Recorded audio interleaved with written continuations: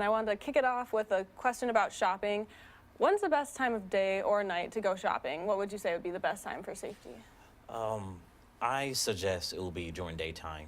That will be the best advice during daytime, because, I mean, during the daytime there are a lot of people around on the parking lot. Traffic is extremely high, so it's likely for somebody to do anything to you or anybody else. And also, it's not guaranteed, because if a bad person, wanting to cause harm to you or anybody else, does not mind what kind of day or time it is, they will go out there and forcefully take things from people.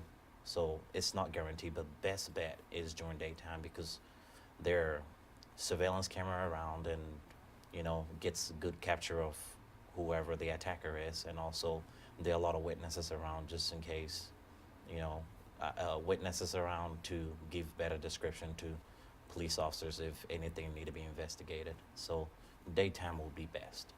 Officer, everybody's busy. They're working during the day, and they may have to shop at night or go to different, even Christmas parties at nights and stuff like that. I've heard that if at all possible, if you go to the mall shopping at night, call your sister up, call your brother up, call a family member up. What's the significance of having somebody with you if you have to shop at night? It's best to shop in pairs.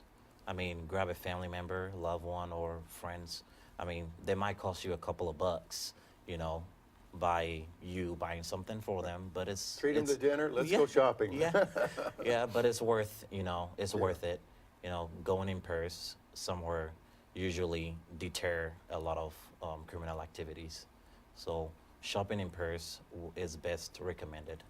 I think it's real easy to have our guard down. We can be complacent and say, "Oh, nothing will happen to me," and so we say, "Oh, I'll go at 2 o'clock in the morning." So that's good advice. Thank you. Yes. Another question I have is, a lot of people buy really big gifts around Christmas time, so they always have a lot of cash or credit cards in their wallet. Do you have any suggestions for if you shouldn't carry a large amount of cash, or if you should have multiple credit cards, or what would be your suggestion for bringing with you?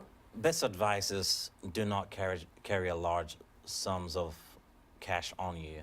I mean, going to the bank or debit card, credit card it's good.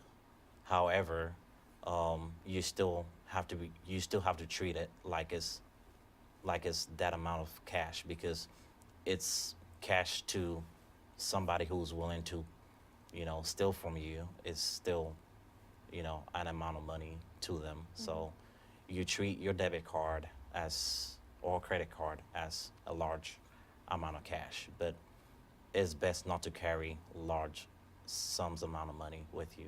Okay, so the best suggestion would just bring a little bit of cash, leave your credit cards. Absolutely. Okay. Yeah. I think we needed to define a large amount of cash. Large amount of cash to you would be $1,000. $50 would be a large amount of cash to me. So it all depends on what your definition is. There's something, officer, we don't give a lot of thought, but say that you had X amount of cash and you bought a gift. Oh, you got to get some money for dinner or for another gift. And people go to an ATM. ATMs usually are well lit, a lot of traffic here and stuff like that. But are there any recommendations law enforcement has for people when they approach an ATM? Because I remember the days of kind of going to that machine, kind of looking over my shoulder, but that may have been too much concern. But is there kind of some safety tips? Yeah, best safety tip is, always walk in pairs, grab a friend, family member, loved one, to help you look out while you're at the ATM during daytime or nighttime, any time of the day.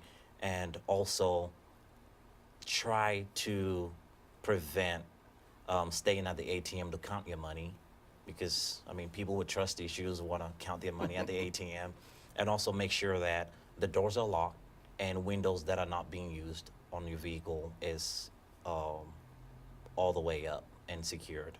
So that would be a great safety tip for going to the ATM any time of the day. Because I guess there is that option. You can actually walk up to an ATM and stand there and do your transaction, or the drive-through version as well. So. Yes, and I'll also suggest banks bank ATMs and try to avoid, Okay. just lone, not littered area, ATMs. Well, Erin goes to the mall all the time, so she's got a real special question for you right now. Yes, I do. I love shopping. Where should I park at the mall? Is there any specific place that would be better than others?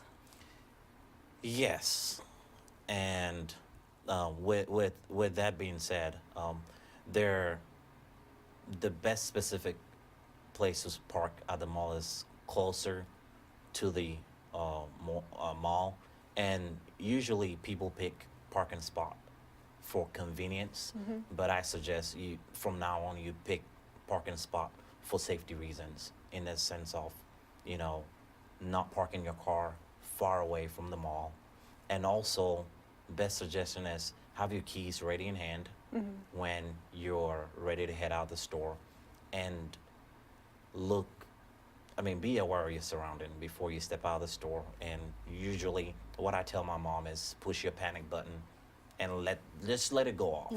Yeah, because bad people would run away from alarms, and whilst you walk to it, it would also help you identify your car extremely, faster than most vehicles. So that'll be that is what I suggest for most people.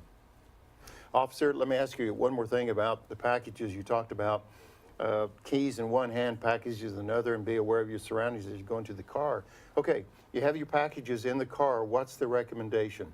You don't want the purse displayed in the front seat of your car, and probably you don't want packages. What's the recommendation? What's the safest thing to do with these packages? Well, with the packages, I'll suggest you put it in the trunk, The trunk, okay.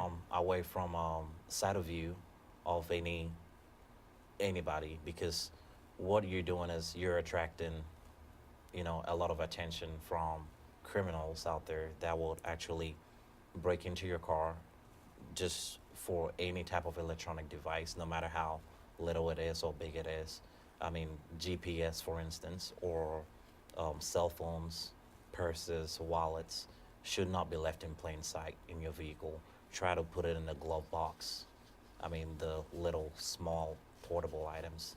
So- glove box or middle console, Okay. and secure that. So there is a function and a reason for a trunk. That's where, and not just for your spare tire, that's where your packages go. Let's say I get a flat screen 4K TV, and what should I do with that box? Should I just leave it How big? outside? 50, Yeah. 60 inch Yeah. monster? 60 or 70, just in case anyone's taking notes out there. Well, usually with the electronic empty boxes, after you're done taking the goodies out of the box, I suggest you do not place that on the curb for, garbage collection. But officer, you see it happen all the time though, right? Yeah, I do see it a lot, but usually what you're doing is, you're advertising to your whole neighborhood and the whole world that you've got a new flat screen, so, it's available to be picked up anytime you're not around. So I would not recommend that.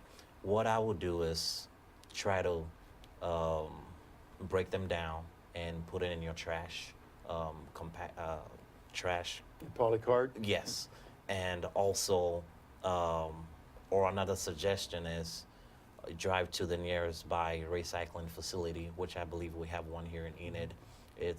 I believe it's located at 1110 West Spruce. So go down there and properly dispose that instead of leaving that on the curb. It may seem like a little extra effort. It doesn't make a lot of sense to say, oh, I'm just going to put my box out there. But in this day and age, you have to be thinking of, Yeah. of safety and Yeah. things of this nature.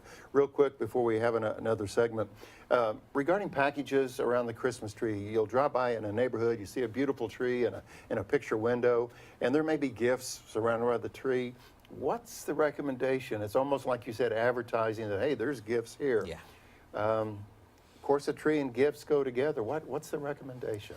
Well, I know people want to get their Christmas shopping done and, package them and display it and decorate the house and all the good stuff. But it'd be best if you put those items away and not put them underneath the Christmas tree, or play out of sight from other people till Christmas Day. Then, you know, you bring it out and set it out Okay. for family members. And again, just as a reminder, the officer is just providing us some recommendations, some suggestions.